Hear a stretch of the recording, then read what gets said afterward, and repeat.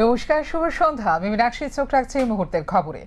বিদেশ নিয়ে উদ্বিগ্ন স্বরাষ্ট্র মন্ত্রক, তাই কেন্দ্র এবং রাজ্যকে এক মঞ্চে এনে সমস্যার সমাধান করার উদ্যোগ নেওয়া হয়েছে।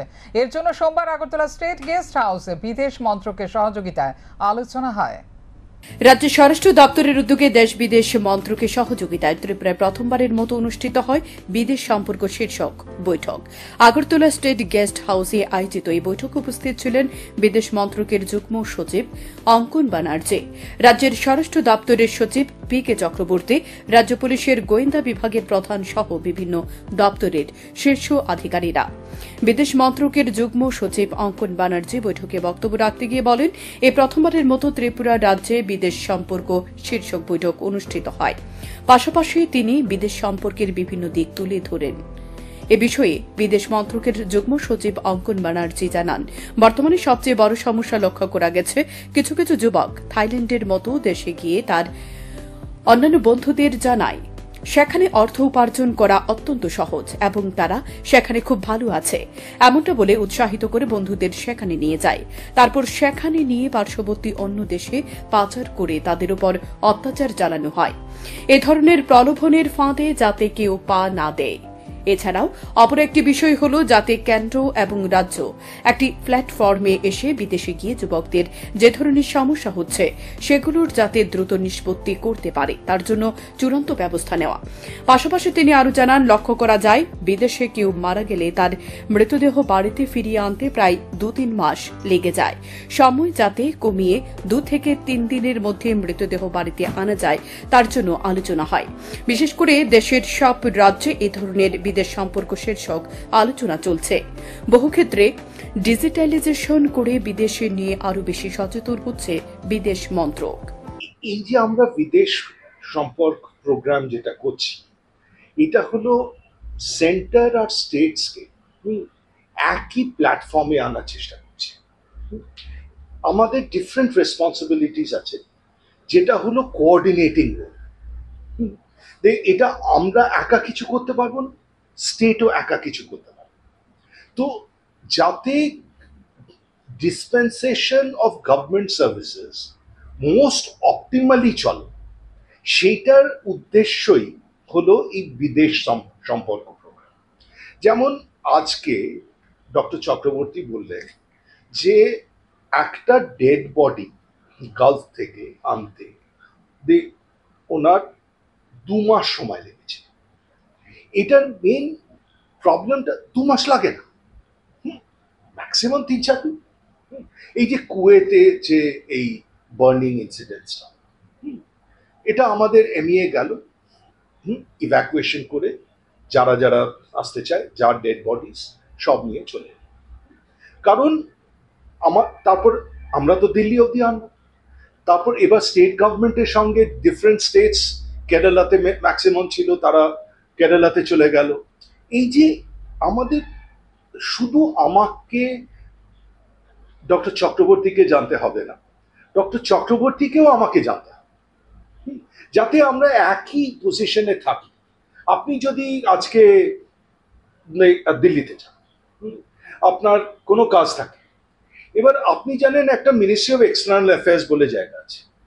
মিনিস্ট্রি অফ এক্সটার্নাল অ্যাফেয়ার্সে 3টে বাড়ি আছে, 3টে অফিস আছে। এবার আপনি কোথায় যাবেন, আপনার যে প্রবলেমটা নিয়ে আপনি কোথায় যাবেন, এই জিনিসটা হলো আমাদের উদ্দেশ্য আজকের এই প্রোগ্রামে। যে লোকেদের, যে এখানে স্টেট গভর্নমেন্টকে বলা যে আপনাদের এই এই অসুবিধে হতে পারে, আমাদের মিনিস্ট্রি থেকে এই এই অসুবিধে হতে পারে, তো তাহলে আমরা আপনাদের কি করে রিচ আউট করবো, কোথায় যাব, আর আপনাদের যদি কোনো অসুবিধা হয় তাহলে আপনারা কোথায় আসবেন। এটা হলো মেন, মানে ওভারঅল একটা হোলিস্টিক ভিউ। এদিকে রাজ্য স্বরাষ্ট্র দপ্তরের সচিব জানান, বাংলাদেশ থেকে কাতারে কাতারে ভারতে প্রবেশ করার বিষয়টি নিয়েও আলোচনা হয়েছে। তবে এ ধরনের অনুপ্রবেশ কোনো নতুন বিষয় নয়, আগেও এ ধরনের অনুপ্রবেশ ঘটেছে। সুতরাং বৈঠকে তাৎপর্যপূর্ণ দিক পরবর্তী সময় সামনে তুলে ধরা হবে বলে জানিয়েছেন তিনি। স্পন্দন টিভি। আগামী 10ই আগস্ট অনুষ্ঠিত হবে ত্রিপুরা হাইকোর্ট বার অ্যাসোসিয়েশনের নির্বাচনকে সামনে রেখে সোমবার মনোনয়নপত্র জমা দেয় সংবিধান বাঁচাও মঞ্চের প্রার্থীরা। এদিন সংবিধান বাঁচাও মঞ্চের হয়ে সভাপতি পদে সিনিয়র আইনজীবী পীযূষ কান্তি বিশ্বাস ও সম্পাদক পদে সিনিয়র আইনজীবী সুব্রত সরকার মনোনয়নপত্র জমা দিয়েছেন। ভোট গ্রহণ অনুষ্ঠিত হবে 10 আগস্ট। ত্রিপুরা হাইকোর্ট বার অ্যাসোসিয়েশনের নির্বাচন আগামী 10 আগস্ট অনুষ্ঠিত হবে। ত্রিপুরা হাইকোর্টের এই গুরুত্বপূর্ণ নির্বাচনে কংগ্রেস ও সিপিআইএম সমর্থিত আইনজীবীরা সংবিধান বাঁচাও মঞ্চের হয়ে নির্বাচনে লড়াই করার সিদ্ধান্ত গ্রহণ করেন। তারা সম্মিলিতভাবে সোমবার সংবিধান বাঁচাও মঞ্চের পক্ষ থেকে মনোনয়নপত্র জমা দেন রিটার্নিং অফিসার নেপাল মজুমদারের নিকট। সংবিধান বাঁচাও মঞ্চ সভাপতি পদে সিনিয়র আইনজীবী পীযূষ কান্তি বিশ্বাস ও সম্পাদক পদে সিনিয়র আইনজীবী সুব্রত সরকার মনোনয়নপত্র জমা দিয়েছেন। এদিন মনোনয়নপত্র জমা দেওয়ার পর সিনিয়র আইনজীবী পীযূষ কান্তি বিশ্বাস জানান, ওনাদের লক্ষ্য আইনজীবীদের স্বার্থ রক্ষা করা, সাধারণ মানুষ যেন উচ্চ আদালতে বিচার পেতে কোনো সমস্যা না হয় সেটা দেখা। তিনি আরো জানান, আইনজীবী ওয়েলফেয়ার ফান্ড করা হয়েছে কাগজে কলমে, কিন্তু এই ফান্ডে এখনো পর্যন্ত কোনো অর্থ জমা করা হয়নি সরকারের পক্ষ থেকে। তাই সরকারের ওপর চাপ দেওয়া হবে এই ফান্ডে অর্থ জমা করার জন্য। এতে করে সমগ্র রাজ্যের আইনজীবীরা উপকৃত হবে। পাশাপাশি নতুন আইনজীবীদের 2 বছর স্টাইপেন্ড প্রদানের দাবি জানান। একই সাথে তিনি সংবিধান বাঁচাও মঞ্চের প্রার্থীদের বিপুল ভোটে জয়ী করার জন্য আইনজীবীদের নিকট আহ্বান জানান। অপরদিকে সিনিয়র আইনজীবী সুব্রত সরকার সরকারের নিকট দাবি জানান আইনজীবীদের স্বাস্থ্য বীমা করে দেওয়ার জন্য। এতে করে বিপদের সময় আইনজীবীরা কিছুটা সাহায্য পাবে। আমরা আজকে সংবিধান বাঁচাও মঞ্চের পক্ষ থেকে যারা প্রার্থী সবাই আজকে আমরা নমিনেশন ফাইল করেছি।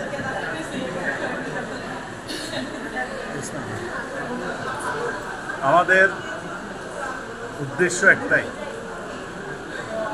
আইনজীবীদের স্বার্থ, হাইকোর্টে যাদের লিটিগেন্ট পিপলেরা বিচার পাইতে কোনো অসুবিধা না হয় সেটা দেখা। আর দুটো মেইন জিনিস আপনারা জানেন, আমাদের এটা অধিকার লয়ার্স ওয়েলফেয়ার ফান্ড, এটা গভর্নমেন্ট এটা করেছে কাগজে কলমে। আজকে 5 বছর হয়ে গেছে, এটাতে 1 পয়সাও জমা দেয়নি। আমরা সরকারকে বলবো এবং চাপ সৃষ্টি করবো ওয়েলফেয়ার ফান্ডে যাতে সরকারের যে পদে অর্থটা সেটা জমা দিলে পরে বার কাউন্সিলে দেবে, তাহলে সারা ত্রিপুরার যারা আইনজীবীরা আছে তারা ভীষণভাবে উপকৃত হবে। আরেকটা দাবি আমাদের থাকবে, যারা নতুন অ্যাডভোকেট যারা জয়েন করেছে তাদেরকে যাতে 2 বছর সরকার একটা স্টাইপেন্ড দেয়। এগুলো হলো আমাদের মেইন উদ্দেশ্য। আর যেটা আমরা বললাম, লিটিগেন্ট পিপলের স্বার্থ, আইনজীবীদের নিরাপত্তা, এবং আমরা যাতে সবাই বারের স্বার্থে, মানুষের স্বার্থে, সমস্ত দল মত নির্বিশেষে সবার উপরে উঠে আমরা মানুষের সেবা করতে পারি। সেই জন্য আমরা চাই যারা আইনজীবী, আমাদের হাইকোর্ট বার অ্যাসোসিয়েশন যারা ভোটার, তাদের কাছে আমাদের আন্তরিক একটা অনুরোধ থাকবে, আমরা যারা প্রার্থী হয়েছি সবাইকে বিপুল ভোটে জয়ী করার জন্য। এটার বারের স্বার্থে দরকার, এবং এদেরকে যদি জয়ী করে সামনের দিনে একটা শক্তিশালী বার আমরা প্রেজেন্ট করতে পারবো। এদিকে রিটার্নিং অফিসার নেপাল মজুমদার জানান, 10 আগস্ট সকাল 9:30 থেকে 1:30 পর্যন্ত ভোট গ্রহণ করা হবে। 2:30 থেকে শুরু হবে ভোট গণনা। ভোট গণনা শেষে ফলাফল ঘোষণা করা হবে। এখনো পর্যন্ত 35 জন প্রার্থী মনোনয়নপত্র সংগ্রহ করেছে। তার মধ্যে 11 জন প্রার্থী মনোনয়নপত্র জমা দিয়েছে। মঙ্গলবারও মনোনয়নপত্র জমা রাখা হবে। 31শে জুলাই মনোনয়নপত্র স্ক্রুটিনি করা হবে। 1 আগস্ট মনোনয়নপত্র প্রত্যাহার করার দিন ধার্য করা হয়েছে। তারপর ব্যালট পেপার ছাপা হবে। নির্বাচনে মোট বৈধ ভোটার রয়েছে 217 জন। তার মধ্যে সিনিয়র আইনজীবী রয়েছেন 15 জন, 202 জন রয়েছেন আইনজীবী। 11টি পদের জন্য নির্বাচন অনুষ্ঠিত হবে। 11টি পদের মধ্যে রয়েছে সভাপতি, সহ-সভাপতি, সম্পাদক, সহ-সম্পাদক, কোষাধ্যক্ষ ও 6টি কার্যকরী সদস্যের পদ। নির্বাচিত কমিটি পরবর্তী 2 বছরের দায়িত্বে থাকবে। 10ই আগস্ট সকাল 9:30 থেকে 1:30 অবধি ভোট গ্রহণ করা হবে। এখন অবধি আমাদের 35 জন প্রতিনিধি তাদের নমিনেশন পেপার গ্রহণ করেছেন, এবং আজকে এবং আগামীকাল এই 2 দিন ওনারা নমিনেশন পেপার জমা করবেন। এখন অবধি 11 জন নমিনেশন পেপার জমা করেছেন। আগামীকালও আমরা নমিনেশন পেপার গ্রহণ করব এবং নমিনেশন পেপারগুলি আমরা জমা রাখব 29-30 2 দিন এবং 31 জুলাই এটা স্ক্রুটিনি হবে সেই নমিনেশন পেপারগুলি ভ্যালিড আছে কিনা, এবং উইথড্রয়ালের ডেট নির্ধারণ হচ্ছে 1 আগস্ট। 1 আগস্টের পর যে নমিনেশন পেপারগুলি ভ্যালিড পাওয়া যাবে সেগুলি আমরা ব্যালট পেপার আমরা ছাপাবো এবং 10ই আগস্ট সকাল 9টা 30 থেকে ভোট গ্রহণ করা হবে 1টা 30 পর্যন্ত। তারপর 2টা 30 থেকে আমরা ভোট গণনা শুরু করব। যতক্ষণ না ভোট গণনা শেষ করে আমরা নির্বাচিত প্রতিনিধির নাম ঘোষণা করব ততক্ষণ পর্যন্তই আমাদের এই কাউন্টিং শেষ হলে পরেই আমরা নির্বাচন ঘোষণা দেব। নিয়ম নীতি কি রয়েছে? নিয়ম নীতির মধ্যে রয়েছে যারা ত্রিপুরা হাইকোর্ট বার অ্যাসোসিয়েশনের মেম্বার, অপশান রয়েছে যে কারা ত্রিপুরা বার অ্যাসোসিয়েশনে ভোট দেবে কিংবা ত্রিপুরা হাইকোর্ট অ্যাসোসিয়েশনে ভোট দেবে। যারা পছন্দ করেছেন যে ত্রিপুরা হাইকোর্ট বার অ্যাসোসিয়েশনে ভোট দেবেন, তারা যে অপশান নিয়েছেন তারাই একমাত্র আমাদের এখানে মানে ভ্যালিড ভোটার। ভ্যালিড ভোটারের তালিকায় রয়েছেন মোট 217 জন। তার মধ্যে 15 জন রয়েছেন হচ্ছে সিনিয়র অ্যাডভোকেট এবং 202 জন হচ্ছে অ্যাডভোকেটস। 202 প্লাস 15 সর্বমোট হচ্ছে 217 জন মেম্বার্স নির্বাচন করবেন। 11 জন প্রতিনিধিকে এক্সিকিউটিভ কমিটি, তার মধ্যে থাকছে হচ্ছে president, vice president, secretary, assistant secretary, একটা পোস্ট হচ্ছে ট্রেজারার, আর হচ্ছে 6 জন মেম্বার, এক্সিকিউটিভ মেম্বার। এই সব মিলে হচ্ছে এক্সিকিউটিভ কমিটি আমাদের হাইকোর্ট বার অ্যাসোসিয়েশন। ওনারা পরবর্তী 2 বছরের জন্য নির্বাচিত হচ্ছেন। আমাদের জানা যায় সংবিধান বাঁচাও মঞ্চের প্রার্থীদের বিরুদ্ধে নির্বাচনে প্রার্থী দেবে বিজেপির লিগ্যাল সেল। যদিও এখনও তারা মনোনয়নপত্র জমা দেয়নি। মঙ্গলবার বিজেপির লিগ্যাল সেলের প্রার্থীরা মনোনয়নপত্র জমা দেবে বলে খবর। শান্তন টিভি। সোমবার উদয়পুর মাতা ত্রিপুরেশ্বরী মন্দিরে পুজো দিলেন কেন্দ্রীয় মন্ত্রী জুয়েল ওরাম। তিনি মাতা বাড়িতে পুজো দিয়ে রাজ্যবাসী মঙ্গল কামনা করেন। তার সাথে ছিলেন মন্ত্রী বিকাশ দেববর্মা, সাংসদ কৃতি সিং দেববর্মা সহ অন্যান্যরা। इस स्थान में मैंने आया था और इस स्थान को देख के माता का दर्शन करके मैंने गया था। इस बार का दौरा होने के बाद आज मैं हमारे साथ हमारा एमपी महोदया, मंत्री महोदय ये है, हम लोग यहाँ दर्शन करने आए हैं। भारत सरकार के और इस मंदिर का डेवलपमेंट करने के लिए और ब्यूटिफिकेशन करने के लिए, पब्लिक सुविधा बनाने के लिए 36 करोड़ रुपया भारत सरकार ने दिया है। उसका काम काज क्या है इसके बारे में कलेक्टर महोदय से भी हम लोग डिस्कशन किया, लेकिन आप लिखित में कागज में बाकी ब्यौरा के साथ हम लोग को भी देंगे और इसमें जो आवश्यक है आगे चल के भारत सरकार। ধর্মনগর প্রগতি রোডের গৃহবধূ কাজলী দেব মৃত্যুর ঘটনাকে কেন্দ্র করে নতুন মোড় নিচ্ছে।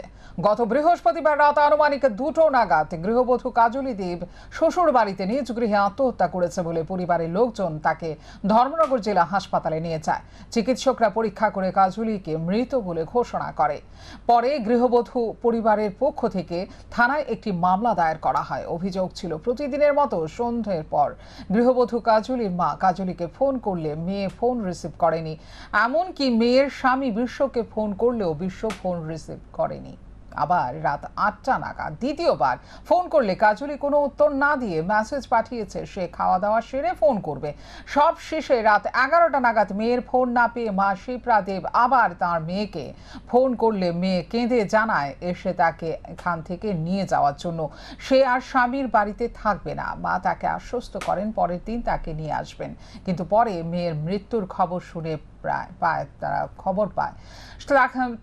থানায় কয়েকজনের বিরুদ্ধে মামলা দায়ের করা হলে প্রথমে পুলিশ মৃত গৃহবধূর দেবরকে গ্রেপ্তার করে। পরবর্তী সময় গৃহবধূর স্বামী হাসপাতালে চিকিৎসাধীন অবস্থায় থাকায় তাকে গ্রেপ্তার করা যায়নি, কিন্তু সোমবার হাসপাতাল থেকে ছাড়া পেতে তাকে আটক করা হয়েছে বলে জানায় পুলিশ।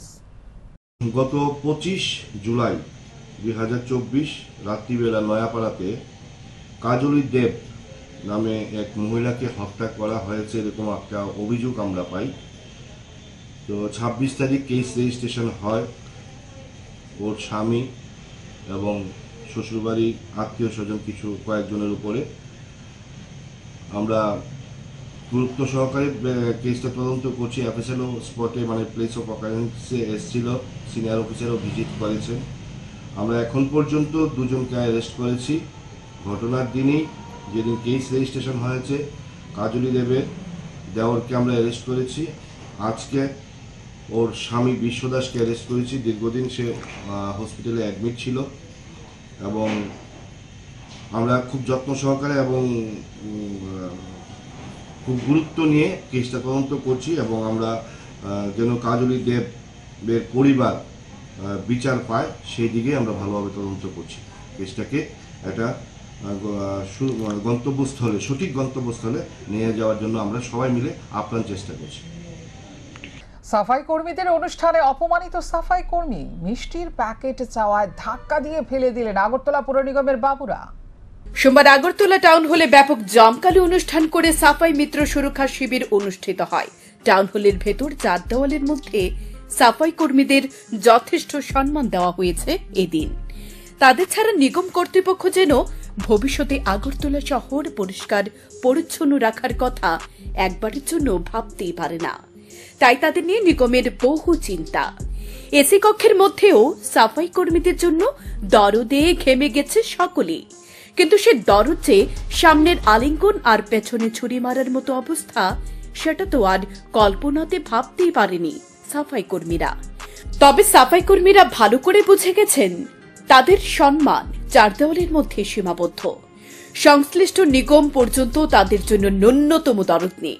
এতগুলি কথা খবর লেখার শুরুতে বলার পেছনে মূল কারণ হল সংশ্লিষ্ট নিগম কর্তৃপক্ষই তাদের প্রয়োজনীয় সম্মানটুকু দিতে পারছে না। এদিন লক্ষ্য করা গেছে অনুষ্ঠান শেষে সাফাই কর্মীদের মধ্যে মিষ্টির প্যাকেট বিতরণ করা নিয়ে হুলস্থুল কাণ্ড। যারা মিষ্টির প্যাকেট বিতরণ করছিলেন তাদের মধ্যে ছিল না কোনো সহানুভূতি। এক বয়স্ক সাফাই কর্মী মিষ্টির প্যাকেট চেয়েছিলেন তাদের কাছে, তখন তাকে ধাক্কা দিয়ে মাটিতে ফেলে দেয় বলে অভিযোগ। পরে সাফাই কর্মী সংবাদ মাধ্যমের মুখোমুখি হয়ে জানান তার সাথে সংঘটিত হওয়া দুর্ব্যবহার। তার দোষ এতটাই যে ভিড়ের মধ্যে মিষ্টির প্যাকেট দাবি করেছিলেন। সে ভিড়ের মধ্যে অনেকেই রয়েছে নিগমের মাঝারি কর্মী। তাদের খুশি করতে না পেরে অসহায় সাফাই কর্মীকে ধাক্কা দিয়ে মাটিতে ফেলে দেয় মিষ্টির প্যাকেট বিতরণকারীরা। এদিকে কেউ কেউ দাবি করছে পর্যাপ্ত পরিমাণে মিষ্টির প্যাকেট আনতে না পারায় এ ধরনের ঘটনা সংঘটিত হয়েছে। তবে এদিন আশ্চর্যের বিষয় হল মিষ্টির প্যাকেট চাইতে গিয়ে অমানবিকতার শিকার হয়েও সহযোগিতা পায়নি নিগম অধিকর্তার। মিষ্টি বেচেন না, মিষ্টি বেচেন আমরা মিষ্টি কথা নাই তো আমরা মিষ্টি কথা নাই বেকার নেলাম আর বলে কয় বেকার কুদি মিষ্টি তো দেখালাম একলা প্রোগ্রাম করলিও লেবার দেখাই করে লেবার না প্রোগ্রাম করলিও কি কইছে আপনার ব্যাপারটা কিছে আমারও কোন দিকে তো আমাকে বাইরে করব না একই কথা বয়স কল করে ডাক্তার লাগাইছে মিষ্টি লেগে বলা না শুনো দেবরে মন খারাপ করব কি এক মাসে তোমরা বাড়িতে পাওয়া প্রশ্নই দেন না মিষ্টি না দিলে নাই বলে দিতাম না এই এক কথা ভদ্রকে ডাক্তার বলে দিবেন কেন কথা। কিন্তু ভোর থেকে রাস্তাঘাট সর্বত্র সাফাই করে চাকুরি রক্ষার জন্য সোমবার অন্যান্য সাফাই কর্মীর মতো আগরতলা টাউন হলমুখী হয়েছিলেন এই সাফাই কর্মীও। অনুষ্ঠান শেষ হতে দুপুর ঘনিয়ে আসে। এবার বাড়ি ফেরার পালা। বাড়ি ফিরে যাওয়ার আগে যদি এই মিষ্টির প্যাকেটটা হয়তো এই সাফাই কর্মী পেয়ে যেতেন তাহলে তিনি হাসি মুখে বাড়ি ফিরতে পারতেন। কিন্তু জোর যার মুলুক তার, এটাই প্রমাণ করল এদিন। যাই হোক, মিষ্টির প্যাকেট নিয়ে কারাগারে একটু শব্দ করলেন না নিগমের অধিকর্তারা। শান্তন টিভি। কুম্ভ নিদ্রা ভাঙল উদয়পুর মহকুমা প্রশাসনের সোমবার উদয়পুরের new town road, central road সহ বিভিন্ন খাবারের দোকানে ও পানীয় জলের ফ্যাক্টরিতে অভিযান চালায় খাদ্য দপ্তরের আধিকারিকরা। উদয়পুর মহকুমা শাসকের নির্দেশে এনফোর্স টিম শহরস্থিত চক বাজার, নিউ টাউন রোড ও সেন্ট্রাল রোড স্থিত বিভিন্ন গ্রোসারি দোকান এবং মিষ্টির দোকানে অভিযান চালায়। অভিযানে বেশ কিছু অনিয়ম পাওয়া যায়। অভিযানে 2টো ডোমেস্টিক সিলিন্ডার উদ্ধার হয়। এছাড়াও অতিথি ফুড শপ থেকে মেয়াদ উত্তীর্ণ খাবার উদ্ধার হয়। এছাড়াও সেন্ট্রাল রোড স্থিত মিষ্টির মুখের খাবার বানানোর ঘরের বেশ কিছু অনিয়ম পাওয়া যায়। নিউ টাউন রোড স্থিত সম্রাট ড্রিঙ্কিং ওয়াটার ফ্যাক্টরি থেকে লিগ্যাল মেট্রোলজি ইন্সপেক্টর বহু অভিযোগ পান। যারা এই ধরনের অনিয়ম করে চলেছে তাদের বিরুদ্ধে অবশ্যই ব্যবস্থা নেওয়া হবে বলে জানান প্রশাসনিক আধিকারিকরা।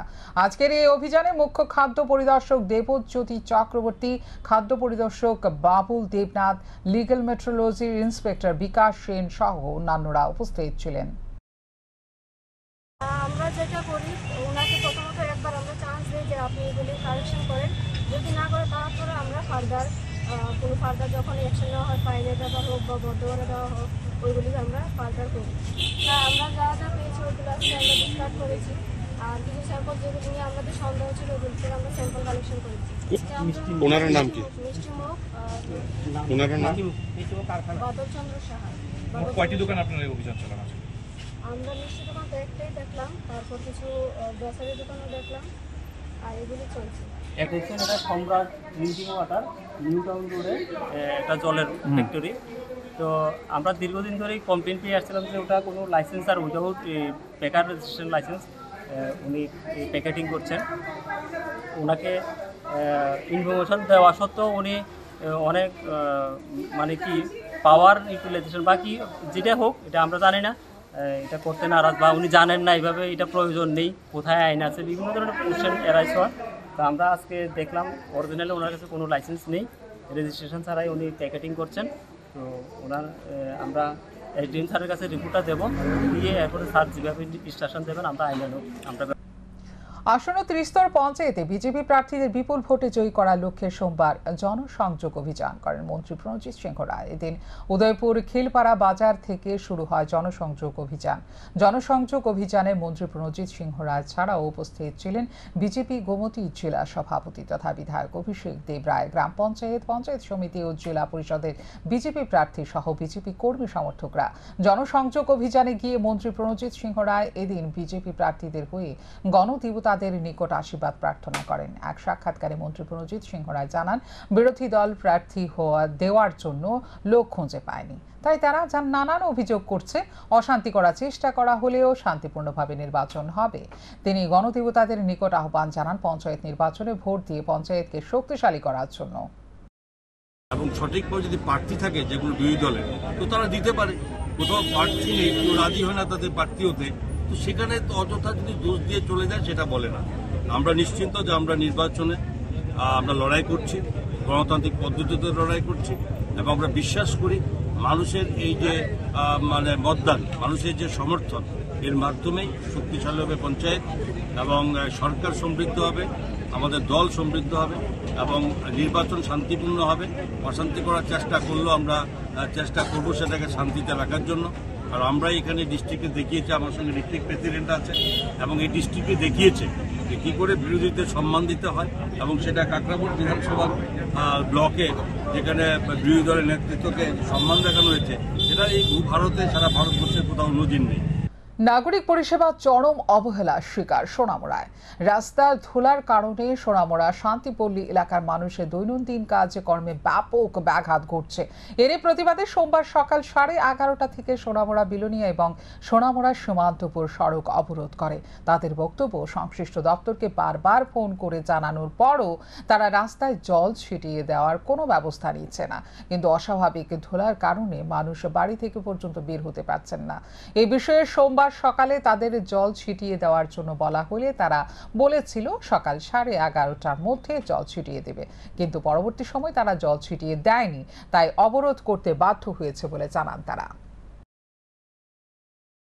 রাস্তার মধ্যে প্রচন্ড ধুল, আজকে 15 দিন যাবৎ মানে রাস্তার মধ্যে সকাল বিকাল কোনো জল টল নাই। আমরা বাড়ি ঘরে থাকতে পারি না, রাস্তার সাইডে দাঁড়ানো যায় না। একদম প্রচণ্ড ধুল। তারা অনেকবার রিকোয়েস্ট করছে জল দেওয়া লাগে। আজকে সকালেও তারা আমরা 11:30 পর্যন্ত টাইম দিচ্ছে, 11:30 পর্যন্ত আইসে না, ফোন করছি করে সে উল্টাপাল্টা কয়, তারপরে আমরা রাস্তা অবরোধ করছি। এটা কোন জায়গা? এটা শান্তিপল্লী। এই রাস্তাটা কোনখান থেকে কোনখানে গেছে? এটা বর্ডার থেকে সোনামুড়া, প্রায় 2 ঘন্টা ধরে। তো এখন অবধি প্রশাসনের কোনো আধিকারিকরা আছে কি? কোনো আধিকারিক এখনো আইছে না। আমরা যতক্ষণ পর্যন্ত তারা আমরা আশ্বাস না দেবো যে ডেলি 3-4 বার করে জল না দিব, ততক্ষণ পর্যন্ত আমরা থাকতাম না। উত্তর রামচন্দ্রঘাট গ্রাম পঞ্চায়েতে 5 নম্বর ওয়ার্ডে 2 নম্বর জেলা পরিষদের কংগ্রেসের প্রার্থী অঞ্জনা নন্দী এবং তিপ্রামথার প্রার্থী উৎপল মালাকার এবং সিপিআইএম পঞ্চায়েত সমিতির প্রার্থী সোমা দাস দেবের সমর্থনে বাড়ি বাড়ি প্রচার করা হয়। পৃথক পৃথক এই প্রচার অভিযানে ছিলেন রামচন্দ্রঘাট বিধানসভা কেন্দ্রের বিধায়ক রঞ্জিত দেববর্মা এবং কংগ্রেসের খোয়াই জেলা সহসভাপতি প্রদীপ দাস সহ অন্যান্য নেতৃত্বরা। সব নেতৃত্ব আশাবাদী নিজ নিজ দলের প্রার্থী জয়ী হবেন। রামচন্দ্রঘাট 5 নম্বর ওয়ার্ডে দূর টু দূর প্রোগ্রাম করেছি। আমাদের প্রথম বক্তব্য হচ্ছে এলাকার উন্নয়ন, দ্বিতীয়ত হচ্ছে এলাকায় জাতি উপজাতির শান্তি সম্প্রীতি বজায় রাখা, তৃতীয়ত হচ্ছে সন্ত্রাস মুক্ত করা। 17 মাস এমএলএ হওয়ার পর এলাকায় আমি গত 17 মাসে এখানে শান্তি সম্প্রীতি বজায় রেখেছি, সন্ত্রাস মুক্ত করে রেখেছি। অনেক চেষ্টা হয়েছে, অনেকে বাড়ি ছাড়া হয়েছিল, অনেকে দোকান খুলতে পারেনি, অটো চালাইতে পারেনি, আমি তাদেরকে বাড়িতে ফিরিয়ে দিয়ে আনেছি এবং দোকান খুলে দিয়েছি, আপনারা সবাই জানেন। এবং আগামী দিন এই সন্ত্রাস মুক্ত করার জন্য রামচন্দ্রঘাটকে আমি লড়াই করে যাচ্ছি, আপ্রাণ চেষ্টা করছি সব মানুষের উন্নয়নের জন্য। নতুন করে এখানে একটা ব্লক করা যায় কিনা সেটা আমি বিধানসভায় উঠিয়েছি এবং সেটা ইনকোয়ারি তদন্ত হয়ে গেছে। এখানে কামিনীপাড়ার রাস্তাটা 5 কোটি টাকার এটা টেন্ডার হয়ে গেছে, কন্ট্রাক্টর একজন পেয়েছেন। তারপরে দ্বারিকাপুর যেটা ছিল ওই যে নদীর পাড়টা আমি বিধানসভায় উঠেছি, ইতিমধ্যে 3 কোটি টাকার নদীর পাড় ওই যে পাথরে ফালানোর জন্য কাজ বাইর হয়েছে। এইভাবে এলাকার অনেক মানুষের, গরিব অংশের মানুষের উন্নয়ন আমি কাজ করে যাচ্ছি। প্রাক্তন মুখ্যমন্ত্রী মানিক সরকারের বিধানসভা কেন্দ্রে এবার মূলত লড়াই হচ্ছে শাসক বনাম নির্দলের মধ্যে। নির্দলের পক্ষ থেকে ধনপুর বিধানসভার কেন্দ্রের অন্তর্গত ভবানীপুর পঞ্চায়েতে 10টি আসনে প্রার্থী দেওয়া হয়। 10টি আসনের মধ্যে 10টি আসনেই জয়ী হবেন নির্দল প্রার্থীরা, এমনটাই আশা করছেন নির্দলের প্রার্থীরা। তারা জানান স্বচ্ছ পঞ্চায়েত ও মাফিয়া রাজমুক্ত পঞ্চায়েত গড়তে চাইছে, তার জন্য 10টি আসনে লড়াই করবে তারা। মানুষের বাড়ি বাড়ি গিয়ে ব্যাপক সাড়াও মিলছে তাদের বলে জানান।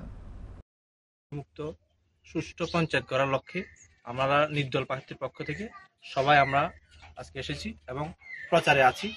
এবং প্রচারে আমাদেরকে মানুষ প্রচুরভাবে সাড়া দিচ্ছে যে ভবানীপুরে মাফিয়াদের রাজ থেকে এবং মানুষকে শোষণমুক্ত করার লক্ষ্যে আজকে আমাদের ভবানীপুর পঞ্চায়েতে স্বচ্ছ এবং প্রশাসন দেওয়ার ক্ষেত্রে মানুষ আমাদেরকে বিপুল পরিমাণে সাড়া দিচ্ছে। আর এই সাড়াটাকে আমাদের পথে করে আমরা এগিয়ে যাচ্ছি এবং প্রত্যেকটা ডোর টু ডোর করছি এবং মানুষের মধ্যে প্রচুর পরিমাণে সাড়া পাচ্ছি এবং আমাদের যে 10টি আসন আমরা নিশ্চিতভাবে জিতবো এই আশা আকাঙ্ক্ষা রাখি। অবসরপ্রাপ্ত পুলিশের sub inspector bank account hack করে প্রতারকরা হাতিয়ে নিল প্রায় 1,20,000 টাকা। প্রতারণার শিকার হওয়া অবসরপ্রাপ্ত পুলিশ কর্মীর নাম চিত্তরঞ্জন ঘোষ। তিনি আগরতলা শহরতলির পটুনগরের বাসিন্দা। তার ব্যাংক অ্যাকাউন্টে প্রায় 4 লক্ষাধিক টাকা ছিল। গত কয়েকদিন ধরে মোবাইল ফোনে লাগাতার মেসেজ আসায় কিছুটা সন্দেহ হয় অবসরপ্রাপ্ত পুলিশ কর্মী চিত্তরঞ্জন ঘোষের। তিনি রবিবার স্থানীয় একটি এটিএমে গিয়ে 1000 টাকা তোলেন। তারপর এটিএম এর স্ক্রিনে দেখেন তার অ্যাকাউন্টে মাত্র 3 লক্ষ টাকা রয়েছে। সোমবার দুপুরে গান্ধীগ্রামে স্থিত স্টেট ব্যাংক অফ ইন্ডিয়ার শাখায় গেলে তাকে জানিয়ে দেওয়া হয় তার ব্যাংক অ্যাকাউন্ট থেকে টাকা তোলা হয়েছে। পরবর্তী সময় তিনি বিএসএফ এর ক্যাম্পের মধ্যে থাকা এসবিআই ব্যাংকে যান। সেখানে যাওয়ার পর ব্যাংক কর্তৃপক্ষ জানান একটি অভিযোগ লিখে জমা করার জন্য। যথারীতি অভিযোগ লিখে জমা দিয়ে স্থানীয় থানায় গিয়ে একটি লিখিত অভিযোগ জানান। তারপর তিনি ছুটে আসেন সাইবার ক্রাইমে আসার পর তার অভিযোগ গ্রহণ করে বিষয়টি তদন্ত করা হবে বলে আশ্বস্ত করেন। তারপর সংবাদ মাধ্যমের মুখোমুখি হয়ে এই বিষয়ে বিস্তারিত জানান প্রতারণার শিকার হওয়া অবসরপ্রাপ্ত পুলিশ কর্মী চিত্তরঞ্জন বাবু। আমি হঠাৎ করে চিন্তা করলাম আমার অ্যাকাউন্টটা স্টেট ব্যাংক শালবাগান, এই অ্যাকাউন্টটা একটু চেক করার জন্য আমি এটিএম থেকে 1000 টাকা উইথড্র করি। আমার বইয়ের সর্বমোট 4 লক্ষ টাকার উপরে ছিল। আমি দেখি 3,20,000 টাকার মতো আমাকে দেখাইতেছে। তখন আমার একটু সাসপেক্ট হয়েছে যে আমার এত টাকা হিসেবে গরমি লইতেছে, ব্যাপারটা কি। তো সকাল দিকে আমি গান্ধীগ্রাম স্টেট ব্যাংকে যাই, গিয়ে আমার বইটাকে আপ টু ডেট করি। করার পরে দেখি যে আমার এখানে 1,20,000 টাকার মতো নাই। তখন আমি সাথে সাথে শালবাগান ওই বিএসএফের ভেতরে যে SBI আছে ওটাতে গেলাম এবং ওনাদেরকে বললাম, ম্যানেজারকে বললাম। ম্যানেজারও বেশি গুরুত্বও দেয়নি, ওনাকে আমি জিনিসটা জানিয়েছি এবং স্টাফকে জানিয়েছি। সাথে সাথে ব্রাঞ্চের অন্য একজন বলল, আপনি একটা দিয়ে যান, অ্যাপ্লিকেশন দিয়ে যান, আমরা এটা হেড অফিসে পাঠাবো, এইরকম বলল। তখন আমি এটা দিয়ে আসলাম। যতটুকু সহযোগিতা আমি ম্যানেজার বাবুর কাছ থেকে পাওয়ার আশা করে গিয়েছিলাম সেইটুকু আমি পাইনি। খুবই উনি আমাকে এত সাহায্য করেনি। তারপর সাথে সাথে আমি আমাদের এরিয়ার যে থানা আছে নরসিংগড় থানাতে আমি যাই, গিয়ে আমি সেকেন্ড অফিসার ছিল, ওনার কাছে আমি একটা অ্যাপ্লিকেশন দায়ের করি এবং ঘটনাটা জানাই। তারপর আমি সাইবার ক্রাইমে যাই, এইখানে গিয়ে আমার এইগুলো জানাই, কত টাকা আমার কীভাবে লস হয়েছে এটা পাওয়ার জন্য। কেন্দ্রীয় বাজেটের বিরুদ্ধে সোমবার দুপুরে বিশালগড় অফিস জেলা সিপিআইএম মহকুমা কার্যালয়ের সামনে প্রতিবাদ সভা ও মিছিল সংগঠিত হয়। প্রতিবাদ সভা ও মিছিলে উপস্থিত ছিলেন রাজ্যের প্রাক্তন অর্থমন্ত্রী ভানুলাল সাহা, সিপিআইএম বিশাল মহকুমা কমিটির সম্পাদক পার্থপ্রতিম মজুমদার, সিপিআইএম রাজ্য কমিটির সদস্য সিদ্দিকুর রহমান, রেহানা বেগম সহ অন্যান্য নেতৃত্ব। এদিনের এই প্রতিবাদের সভায় সমালোচনা ঝড় তুলেন ভানুলাল সাহা। তিনি কেন্দ্রীয় সরকারের উদ্দেশ্যে প্রশ্ন তোলেন, কেন্দ্রীয় বাজেটে শিক্ষা, স্বাস্থ্য, কর্মসংস্থানের বরাদ্দ নাই কেন? গরিব মধ্যবিত্ত স্বার্থবিনীত বাজেট কেন? এছাড়াও বিভিন্ন দাবিতে এদিনের এই প্রতিবাদ সভায় আলোচনা করেন উপস্থিত নেতৃত্ব। আপনারা জানবেন, মনরেগা যেটা চালু করেছিল ইউপিএ সরকার, ৮৬,০০০ কোটি টাকা আগের বারও বরাদ্দ ছিল, এবারও বরাদ্দ। তাহলে হলো কি, গত বছরও মানুষ কাজ পেল না, এই বছরও কাজ পাওয়ার কোনো সুযোগ নেই। সেচের মাধ্যমে আমাদের দেশে যেই পরিমাণ বরাদ্দ করার কথা ছিল, সেখানটায় তার জায়গাতেও দেখা গেছে যে আমাদের দেশের মধ্যে সেচ, সেখানটায় তার জন্য যে বরাদ্দ তা সেখানটায় বাড়েনি, বরং সেচে ভর্তুকি কমিয়ে দিয়েছে ২৪,৮৯৪ কোটি টাকা। এমনি ভাবে সারে বরাদ্দ কমেছে এবার এই বাজেটের মধ্যে দাঁড়িয়ে। গতবার যেখানটা ছিল ১৮,৮৯৪ কোটি টাকার মতো, সেখানটা ১৬,০০০। সবচাইতে বেশি ধনী যারা সম্পদের ৬০% আজকে তাদের হাতে কুক্ষিগত।